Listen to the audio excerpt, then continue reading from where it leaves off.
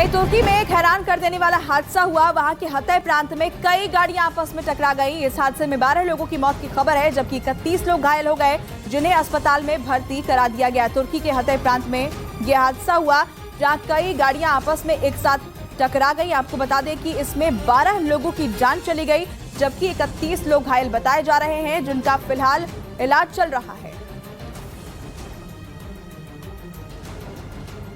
बताया गया कि एक ट्रक ड्राइवर ने गाड़ी से अपना कंट्रोल खो दिया था, जिसके बाद ट्रक बेकाबू होकर विपरीत लेन में चला गया, जिसके बाद गाड़ियों की टक्कर शुरू हो गई। इस हादसे के बाद कुछ कारों में आग भी लग गई थी। बताया गया कि 9 कारों और 2 मिनी बसों की आपस में जबरदस्त टक्कर हो गई, जिसके बाद फौरन राहत और बचाव का काम शुरू किया गया और घायलों को अस्पताल पहुंचाया गया। मौके पर जली हुई कारों को मशीन के जरिए हटाया गया। जानकारी के मुताबिक मारे गए लोगों में कुछ लोगों की मौत जलने की वजह से हुई। जहां ये हादसा हुआ वहां एक गैस स्टेशन भी था। तुर्की में इस साल की शुरुआत में एक के बाद एक 2 भूकंप के झटके भी आए थे।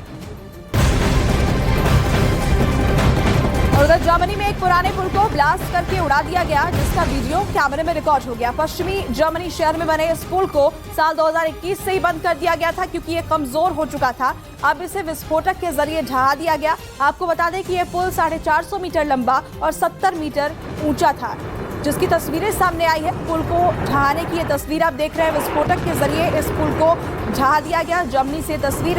इस पुल को आपको बता दें कि 2021 में ये बंद कर दिया गया था, क्योंकि ये बेहद कमजोर हो चुका था। इसकी लंबाई 450 मीटर और ऊंचाई 70 मीटर थी, जिसे विस्फोटक की मदद से अब ढहा दिया गया है।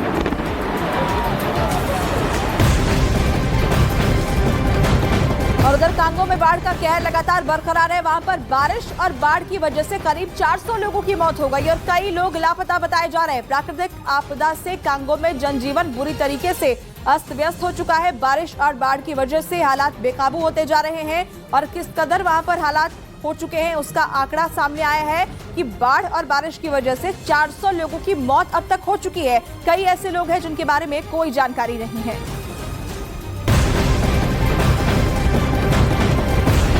इस बीच केरल से एक दर्दनाक खबर सामने आई। वहां मलप्पुरम जिले में एक नाव पलट जाने की वजह से 22 लोगों की मौत हो गई। मौके पर राहत और बचाव का काम तेज कर दिया गया। इस हादसे पर प्रधानमंत्री नरेंद्र मोदी ने ट्वीट करके दुख जताया है। देर रात ये हादसा हुआ। अंधेरे की वजह से रेस्क्यू में काफी दिक्कतें भी पेश आई। केरल में नाव पलटने की वजह से ये बड़ा हादसा। ये नाव पर्यटकों को लेकर जा रही थी, लेकिन नाव पलटने से 22 लोगों की जान चली गई। प्रधानमंत्री मोदी की तरफ से इस हादसे पर ट्वीट करके दुख भी जताया गया।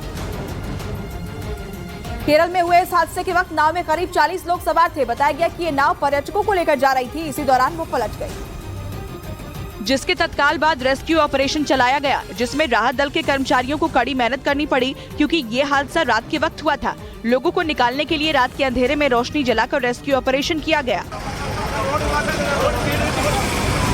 इस हादसे पर प्रधानमंत्री मोदी ने गहरा दुख जताया और इस हादसे में मारे गए लोगों के परिजनों को पीएम राहत कोष से 2 लाख रुपए का मुआवजा देने का ऐलान किया।